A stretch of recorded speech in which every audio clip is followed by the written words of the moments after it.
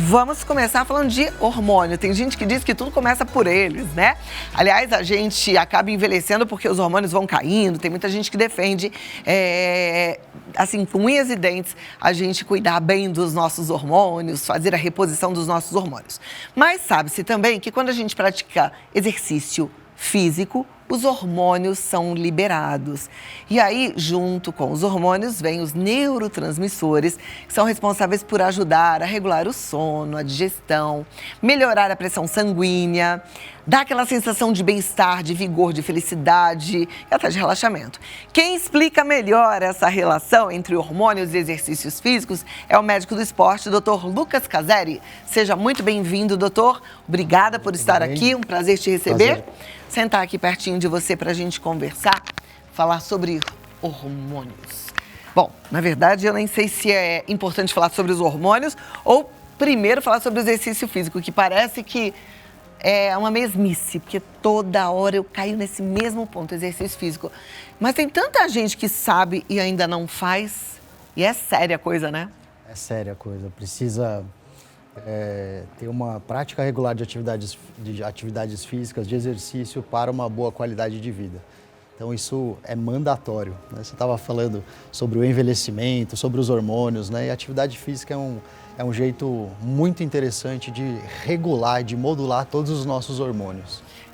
Ontem eu estava lendo um estudo falando que uma doença que todo mundo teme, terrível, né? Só tem um jeito da gente retardar a chegada, se é que você vai ter, né? Mas para quem, sei lá, já tem ali a probabilidade, que é o Alzheimer, é o exercício físico, né? Que depois de tantos estudos, o exercício físico é o principal agente.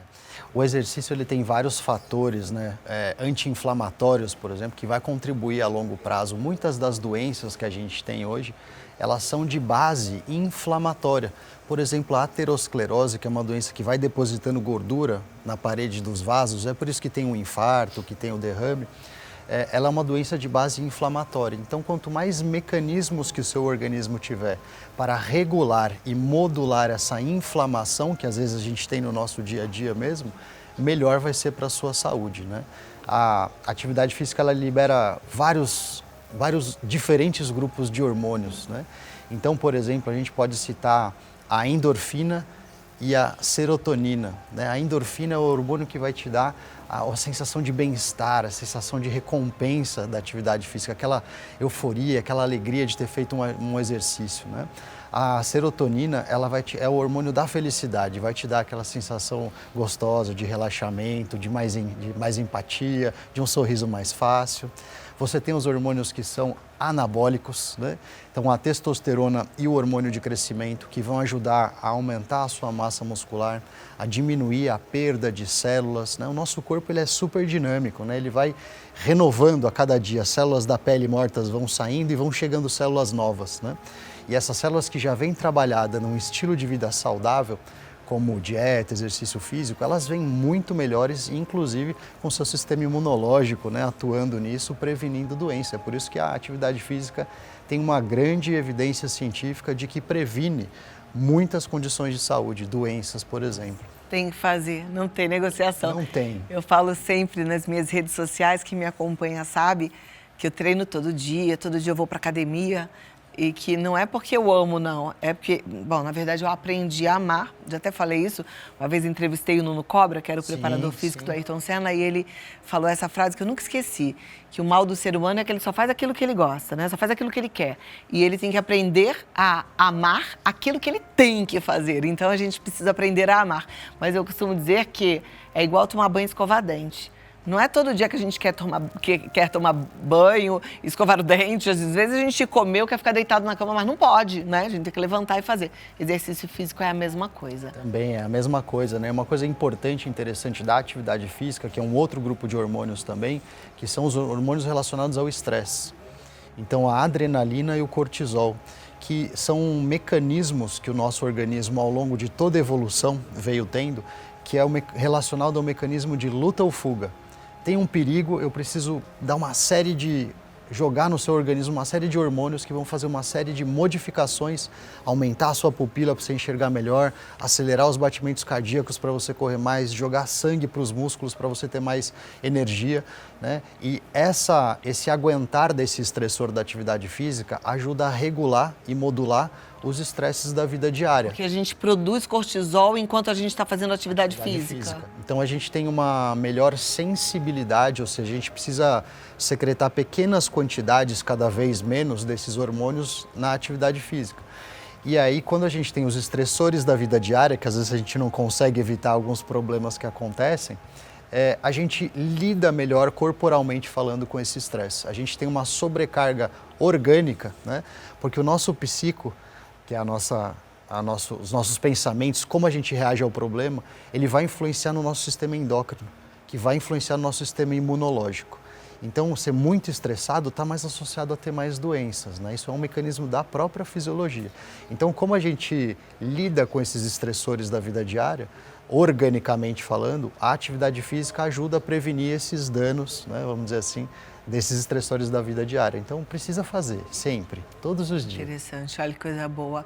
Bom, a gente tem um VT, um depoimento muito legal sobre a atividade física e, na verdade, a atividade física de quem pratica desde a adolescência. Então, a gente vai compartilhar com você e eu continuo com o Dr. Lucas Caseri conversando já já.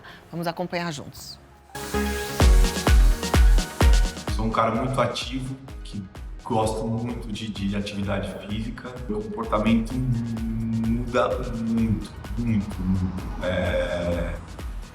Eu acho que se eu ficar sem exercício físico, acho que eu ficaria meio... Eu sou um cara muito ativo, então assim, eu não paro. Eu venho trabalhar de bicicleta, eu venho trabalhar correndo, eu treino 2 vezes por dia, às vezes eu treino 3 vezes por dia. A minha família, por parte da atividade física, isso me ajuda muito. Eu sou uma pessoa, eu não sou tão comunicativo, eu sou uma pessoa mais fechada de guardar as coisas pra mim. Então assim, se tem alguma coisa que tá me incomodando, eu não sou de falar, eu fico guardando. Então, acho que se eu não tivesse atividade física, acho que eu teria alguns problemas futuros. Muito bom. É isso aí, né? Você vê, a pessoa... É como se o corpo já tivesse acostumado com aqueles picos de cortisol, de adrenalina. Então, na hora que ele liberar, no momento de ira, no momento de raiva ou de medo, a pessoa lida melhor com esses hormônios. A pessoa lida melhor com os hormônios, com esses estressores do dia a dia. A gente não consegue evitar um trânsito para chegar em algum lugar, né? Um problema que aconteceu, uma briga de alguém, enfim, a gente às vezes não consegue evitar, mas a gente, corporalmente falando, lida melhor, o nosso organismo consegue lidar melhor com esse impacto do estresse do dia a dia. Olha que interessante, a gente pensa rapidinho em exercício físico como corpo, como estética, né? Como ficar magro, como ficar... E, na verdade, é muito mais do que isso, né? A gente está falando de longevidade, a gente está falando de saúde mental, de saúde física como um todo, envolvendo todos os órgãos do nosso corpo. Agora, claro que tem que ter uma moderação nisso tudo, né, doutor? A atividade física, né, o exercício, ele tem que ser adequado para o que você precisa ter dessa atividade física. Por exemplo, correr vai te dar um ótimo condicionamento cardiorrespiratório, mas ele não vai te dar tanta força na perna como a musculação daria. Então, a ideia, qualquer atividade física é benéfica e todo mundo deveria fazer qualquer atividade física. Se você tiver objetivos específicos, talvez você tenha que direcionar para um lado ou para o outro. Por exemplo, alguém que tem um problema no joelho, fazer atividade na academia, de ficar subindo 40 minutos naquele equipamento de escadas, pode piorar esse problema. Então, talvez para essa pessoa, a escada é muito legal, mas talvez para essa pessoa específica, né, não seja muito bom. Então, eu tenho que adaptar qual seria a melhor atividade física. E sim, sempre com moderação, né? Hoje a gente tem muito aquela história do no pain, no gain, né? Sem dor, sem ganho, mas tem que tomar cuidado porque a dor, ela é um sinal vital, é chamado de quinto sinal vital. Se você está fazendo atividade física e está sentindo dor naquele momento, uma dor na articulação, uma dor no joelho, no ombro, isso talvez não seja um bom sinal, né? E talvez você precise regular ou pedir uma orientação do profissional para isso. Perfeito. Agora, quando a gente lê esse sem dor, sem ganho, né? A gente está falando da inflamação que, por exemplo, a musculação provoca nos nossos músculos. E a gente que faz musculação acaba até se acostumando com essa dorzinha. Eu digo que é a dorzinha mais gostosa que tem. E se não doer, o músculo não cresce, não é? Todo o exercício, principalmente o exercício de musculação, né, ele gera microtraumatismos, né, microrupturas das suas fibras musculares. E isso gera um processo inflamatório, as células migram para lá e esse músculo vai ficar mais preparado. Fala, vai que essa pessoa quer fazer esse exercício de novo e eu sofri, e aí eu preciso então me recompor e ficar mais forte para aguentar esse mesmo estressor. É por isso que a gente vai aumentando os pezinhos na academia, né? Então cada vez o seu músculo vai ficando mais forte. Então, bom, se não aumentar o pezinho, não vai sentir dor, o músculo não vai ficar forte.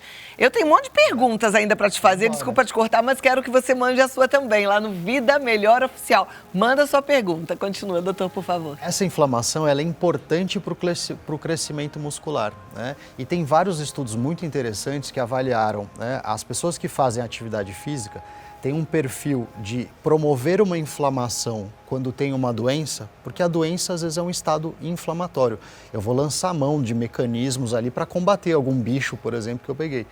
Então, a atividade física ajuda a modular essa resposta inflamatória de um modo que ela não seja muito exagerada. Então, ela melhora a resposta do seu sistema imunológico inflamatório à doença. Olha que maravilha! Você vê, até ficar menos doente você vai ficar se fizer exercício físico. Mas não pode ser esse exercício físico aí que você fala, ai, não sinto dor nenhuma, não vou aumentar o peso, porque eu odeio sentir aquela dorzinha no músculo. Você já viu que tem que sentir uma dorzinha, né? Sinal de que o músculo está inflamando para crescer, para ficar robusto. Não é assim? A gente tem que gerar desconforto para a gente poder se adaptar ao longo do tempo. Então, se você só faz uma atividade física leve de caminhada, você vai ganhar uma aptidão física melhor, né? Você vai ganhar condicionamento cardiorrespiratório, bem-estar, mas o ideal para você continuar progredindo seria aumentar a intensidade ou o tempo de caminhada. Então, o seu corpo ele precisa tomar um chacoalhão para que eu possa gerar mecanismos para me adaptar. Então é por isso que quando a gente faz, você não consegue na academia ficar sempre fazendo com o mesmo peso. Chega uma hora que ele fica leve. Ou seja, o seu organismo ficou mais forte e aí você tem que gerar mais desconforto para ele. Então esse desconforto da atividade física, não é para passar mal, né? Mas esse desconforto ele é importante para que você melhore. Maravilha. Gente, isso tudo, claro que não nasceu de uma hora para outra, com base em estudo, pesquisa, né? Tudo comprovado. Então a gente não está falando de algo que você pode decidir ou não, algo que você de fato tem que fazer. E você lembra no começo que eu falei que tem benefícios para o corpo todo, para a nossa saúde física e mental? Melhora inclusive para as pessoas que perderam a memória ou que estão com um déficit cognitivo. O exercício físico vai dando uma oxigenada também no nosso cérebro, né, doutor? Sim. O exercício ele tem um fator importante que ele promove o que a gente chama de ângio, que vem de vasos, gênese, né, do gênesis, que é o início, né? Ele dá início à formação de novos vasos. Então ele tende a melhorar a circulação, a entrega do oxigênio que você respira lá nos lugares onde estão faltando. E muitas doenças, por exemplo, né, as doenças cardíacas, doenças cerebrais, têm uma certa falta de chegar oxigênio adequadamente ali. Então a atividade física vai promover esse tipo de benefício. Né? Então você que já mandou a sua pergunta, segura, porque você vai ter a resposta, o doutor Lucas vai responder. Agora, se você ainda não mandou, você tem a chance de enviar a sua pergunta lá através do Instagram Vida Melhor Oficial, tá? Estamos falando sobre exercício físico, a relação dos exercícios com os hormônios. Inclusive, se você quer perguntar, às vezes você está aí passando por aquele momento difícil do climatério, a menopausa, pergunta, eu estou me sentindo tão cansado, eu estou tão desanimado, mas será que eu posso fazer exercício físico? Será que vai melhorar a minha questão hormonal? Isso não vai atrapalhar, por exemplo, a minha próstata? Pode perguntar. Pergunta tudo, que a gente tem um médico hoje que estuda bastante e tem tudo para nos ajudar, tem bastante bagagem para nos ajudar a ter uma vida com mais qualidade, tá bom? É Vida Melhor Oficial. Esse é o nosso Instagram. Vem cá comigo. As perguntas vão ser organizadas daqui a pouquinho. A gente tá com... A produção me avisou que tá com um probleminha técnico aqui no nosso vídeo wall, mas a gente vai perguntando. Eu tenho uma pergunta já, posso fazer? Pode fazer. E quem estiver aqui e quiser perguntar também, por favor, fique à vontade. Quando a gente está resfriado e a gente está no momento... Aliás, gente, ontem eu vi pela televisão que está batendo recorde de criança na UTI por problemas respiratórios. Olha que coisa séria, hein? Mas isso é outro assunto para outro dia. De toda forma, tem muita gente, muito adulto, resfriado, gripado. Quando a gente está resfriado, não estou falando com febre, a gente pode ou deve fazer exercício físico ou é melhor ficar quietinho? Uma coisa muito importante para a gente lembrar é o tal do bom senso, né? Então, assim, se é uma doença que está um pouco leve, está até moderada, eu posso fazer atividades físicas leves. Eu não devo me exercitar muito, porque a atividade física ela é um estresse para o nosso organismo. É um estresse, como a gente estava conversando, que vai promover benefícios posteriormente, adaptações. Mas no momento que o nosso corpo está debilitado por conta de uma doença, não é o melhor momento para fazer atividades físicas intensas ou que vão piorar a inflamação, por exemplo, fazer uma sessão muito forte de musculação. Então o ideal é que se estiver doente, descanse. A doença, às vezes é um bicho que a gente não controla, mas também é um sinal de que o nosso sistema imunológico não deu conta. Então eu não posso estressar ele demais também. Atividades físicas leves, talvez não hajam problemas, que não sejam prolongadas, mas desde que sejam quadros mais leves. Perfeito. Eu já sou daquelas que assim, eu vou todo dia bonitinho, eu sou caxias com atividade física, mas se eu fico resfriada, eu tô de folga. Eu fico quietinha. Não tem nada pior. Resfriado e gripe parece uma coisa tão corriqueira, mas como a gente se incomoda, né? Nossa, muito chato. É importante que você descanse, né? Que você se alimente adequadamente, que você... a gente pode observar até na natureza isso, né? Quando os animais não estão bem, eles ficam quietinhos. É verdade. Até o cachorrinho da gente em casa, né? Não tá bem, fica moadinha. Ó, Renata, a nossa produtora, tem uma pergunta. Vamos lá. Renata, bem-vinda. Pode mandar. Oi, doutor. Eu gostaria de saber sobre, no caso da minha mãe, ela tem problema de mobilidade, ela tem dificuldade de andar. Quais exercícios ela poderia fazer para poder se movimentar e ativar esses hormônios? Olha, quando a gente está envelhecendo e a gente está perdendo as nossas funções fisiológicas, principalmente força, principalmente a massa muscular, é importante que a gente ganhe força para conseguir fazer outras atividades melhor, né? Então, se uma atividade física tivesse que ser escolhida para uma pessoa que tem mais idade e que está debilitada, essa atividade melhor possível seria trabalhar contra uma resistência, por exemplo, de pesos, que a gente chama aí tradicionalmente de musculação, bem orientada para o caso específico, mas que a gente consiga adaptar isso para que ela melhore. Tá ótimo. Vamos lá, em frente. Aqui, obrigada, Renata. A Áurea.jardim71 no Instagram diz: tenho 63 anos, perdi muita massa muscular. Será que consigo recuperar com musculação, doutor? Uma atividade física que é a melhor possível para ganhar músculos já está no próprio nome, musculação. Então essa é a melhor atividade física, que tem que associar também com uma ingesta, né, de alimentos adequado para o seu objetivo. Então a ingesta adequada de proteínas e de carboidratos também. É lógico, a alimentação como um todo, né? Balanceada. Perfeito. Mas principalmente adequar as quantidades de proteínas e carboidratos. Existe uma série de estudos científicos muito elegantes, muito bonitos, que em qualquer idade você consegue ganhar massa muscular. Ó, que joia. Até uma pessoa que tá bem fraquinha. Uns estudos muito legais com centenários, ou seja, pessoas acima de 100 anos ganhando massa muscular. Coisa linda. Muito obrigada, Áurea. Vamos para a próxima pergunta. A Cadja75 Jales. Correr ajuda na musculação? Qual é o tempo certo de praticar atividade física? Isso é uma questão bem interessante e bem legal, porque quando você está fazendo a musculação, você faz lá uma série e descansa.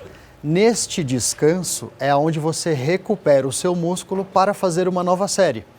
E essa recuperação, quem faz é o sistema aeróbio, que depende de oxigênio e que depende da sua capacidade cardiorrespiratória. Então, ter um bom condicionamento cardiorrespiratório, por exemplo, na corrida, vai te ajudar a treinar mais forte na musculação. Ou seja, a combinação dos dois. Elas se complementam.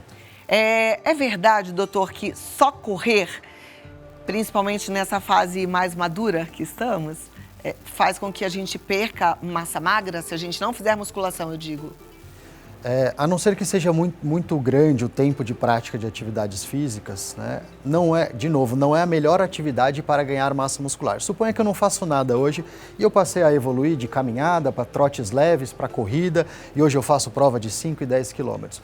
Eu com certeza tenho uma muito melhor aptidão física, muito melhor força nas pernas do que eu teria se eu não fizesse nada. Sim. No entanto, não é a melhor estratégia, por exemplo, para ganhar massa muscular. Então, deveria correr e fazer musculação.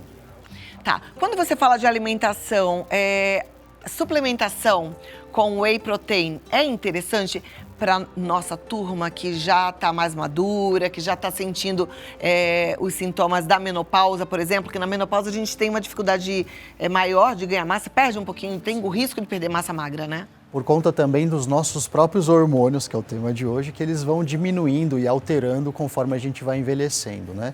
Então, sua pergunta é muito legal, porque eu coloco o suplemento no mesmo patamar dos alimentos. Porque o nosso corpo, ele não sabe de onde veio uma proteína, um aminoácido. Pode ter vindo de um suplemento, que foi feito pela indústria, e pode ter vindo de um alimento.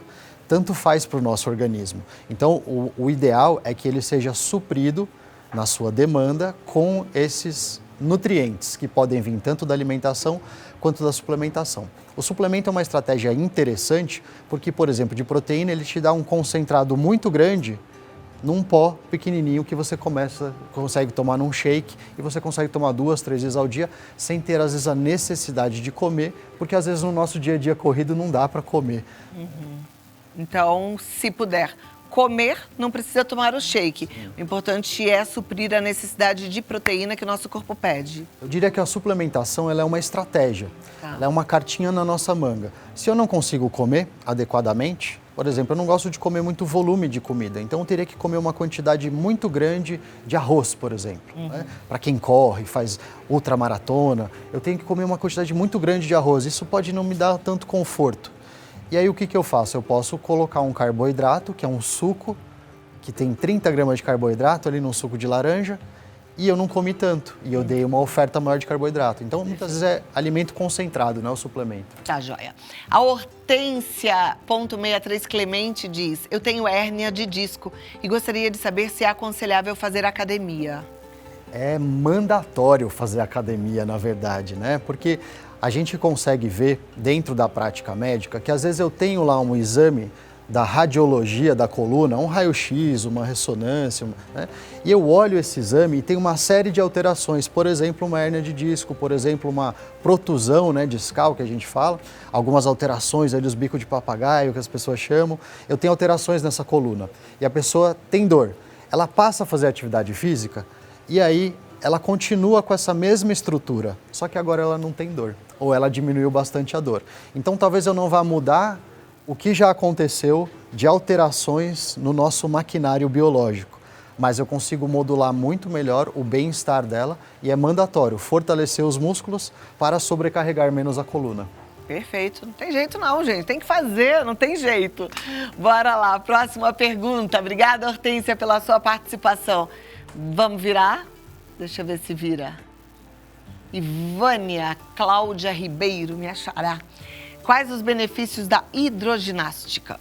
Hidroginástica tem vários benefícios interessantes, né? A água te envolve o seu corpo, a água está mais quentinha. Fazer atividades físicas na água, você diminui o impacto, por exemplo, né? Então, muitas pessoas que têm problemas no joelho, têm problemas na coluna, acabam optando por hidroginástica para diminuir os impactos de caminhadas e corridas, por exemplo, né? Na hidroginástica eu consigo trabalhar com pesos, que são aqueles pesos de espuma, dentro da água, né? A água me oferece uma resistência importante quando eu movimento.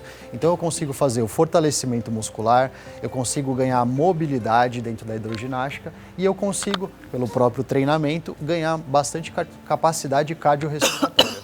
Eu fico vendo que tem muitos idosos que fazem opção pela hidroginástica, né? Ela substitui a musculação? Eu diria que algumas características são parecidas, né, com a musculação, porque eu consigo trabalhar força muscular também dentro da hidroginástica, tá? Então, acho que é bem interessante isso. É uma atividade que é em grupo, é uma atividade que muitas vezes tem uma música, tem um professor, então é um ambiente muito gostoso, ainda mais se você estiver em grupo de amigos ou que você faz amizade ali dentro da academia. Então, pode ter excelentes benefícios. Maravilha. Vamos lá, a Érica Martins, _psi, ela diz: comecei a praticar exercício funcional, tenho 1,55 m e 92 quilos. Tenho sentido muitas dores devido ao sedentarismo. Porém, esse tipo de exercício seria adequado, já que tenho dores no joelho e é bom para os hormônios? Olha, a atividade física, ela tem que ser associada, ou deveria ser associada, a uma dieta adequada para melhor composição corporal. Se você tiver com um peso acima do que deveria, a gente carrega uma estrutura em cima das nossas articulações. Então, uma pessoa que tem um sobrepeso, ela pode prejudicar. Então, o ideal é que alinhe a atividade física com a dieta voltado para manutenção do peso ideal. A atividade física em si, qualquer que seja ela, vai te promover, por exemplo, a liberação hormonal de um neurohormônio que se chama endorfina. E a endorfina ajuda na sua sensação de dor. Então, pacientes que têm dores crônicas, a prática regular de atividade física vai ajudar no controle da dor, tá bom? Então, o exercício funcional, ele precisa talvez ser orientado, né, para poder fazer, para que você tenha um benefício da atividade física com o menor risco possível para suas articulações, né? O exercício funcional, às vezes eu fico pensando numa pessoa que está precisando perder peso, é um pouquinho mais desgastante, né? Porque ela faz muita repetição, né? Tem muita flexão de joelho no exercício funcional. Eu acho a musculação... engraçado, as pessoas fogem de musculação. A gente tem uma ideia, às vezes até antiga, daqueles marombados, né, e tal. Mas a musculação, de certa forma, principalmente nos aparelhos adequados, elas protegem, né? Porque tem uma ergonomia no nosso corpo, né? Por exemplo, é muito simples da gente observar uma pessoa que é obesa, vamos dizer assim, ela fazer uma flexão de braço no chão, o peso corporal dela é muito grande. Então, na musculação, ela conseguiria fazer um supino, né, um supino sentado com menos carga. Então, eu consigo adaptar melhor as cargas, porque o funcional, geralmente, ele trabalha com o peso corporal. E se o peso corporal não estiver adequado e for muito intenso, aí talvez pode dar problema. Eu não tenho certeza, doutor, mas na musculação a gente ganha músculo mais rapidamente do que no funcional? É a melhor estratégia para ganhar massa muscular. E aí, quando a gente ganha massa muscular, a gente tem um gasto calórico maior, acelera o nosso metabolismo, ou seja, ajuda mais no processo de emagrecimento? Quanto maior o tecido muscular, o músculo é um tecido vivo que gasta calorias, né? Você ganhando bastante músculo, a tendência é que você comece a gastar mais calorias, que a gente chama de gasto basal de calorias, né? Bom, muito bem. Obrigada pela sua participação. Bora treinar? E vamos lá para Leine.Ambrosio. Qual a atividade melhor para quem tem osteoporose? Toda atividade que vai estimular, que a gente chama de fazer um efeito no osso. Os nossos músculos, eles tracionam os ossos para movimentar. Se a gente fosse só um esqueletinho aqui, a gente não conseguiria se movimentar, porque os músculos é que fazem essa dinâmica. Então, esse estímulo muscular, ele é importante. Então, atividades físicas que tenham contração muscular. Outro estímulo é o impacto. Então, atividades que tenham impacto, como caminhada e corrida, elas têm um benefício, mas principalmente para as partes inferiores. Então, onde geralmente eu tenho a perda, né, nas mulheres, principalmente no quadril e na coluna. Então, essas atividades vão priorizar o ganho de massa óssea mais nessas estruturas. Mas como é que eu faço para os braços, por exemplo? Não dá para correr de bananeira, né? Então, a gente precisa talvez fazer a musculação também. A musculação tem muito estudo científico com melhora da massa óssea. Qualquer atividade física que você tenha contração muscular e de preferência trabalhe contra alguma resistência, a hidroginástica, o pilates, o próprio funcional, a musculação, eu vou ter um efeito de estímulo no osso para poder gerar mais osso naquela região ali. Muito bom. Você falou do impacto, né? Aí eu fiquei com uma dúvida. Então, aqueles equipamentos não sei se vocês conhecem o transporte, que fica, você não faz assim, você faz assim, né? Você meio que desliza. Ele é menos benéfico do que a esteira, onde a gente caminha para cuidar dessa parte óssea? Ele diminui o seu impacto. Então é melhor... Se eu precisar de impacto, esse não é a melhor estratégia, esse equipamento. Então, para as mulheres, de modo geral, na menopausa, é melhor fugir dele e ficar na esteira mesmo? Agora, por exemplo, se eu tiver um peso corporal muito grande, onde eu tenho que diminuir o impacto para não sobrecarregar as articulações, essa é uma estratégia interessante. Muito bem. Bom aprender, não é? Eu acho maravilhoso. Mas a gente vai aprender muito mais. Aliás, hoje a gente viu aqui que a turma tem dores e mais. Daqui a pouquinho a gente vai receber o Dr. Roger e a gente vai falar sobre acupuntura, gente, para dor, que também é muito bom. Aliás, hoje a medicina está multidisciplinar, isso é ótimo, né? Fantástico, maravilhoso. Bom, conversando com o Dr. Lucas Caseri, agradecemos e aprendemos muito. E você segue lá, Dr. Lucas Caseri no Instagram, Dr. Lucas Caseri. E tem um canal no YouTube com muita informação também, Dr. Lucas Caseri, tá certo? Tá certinho.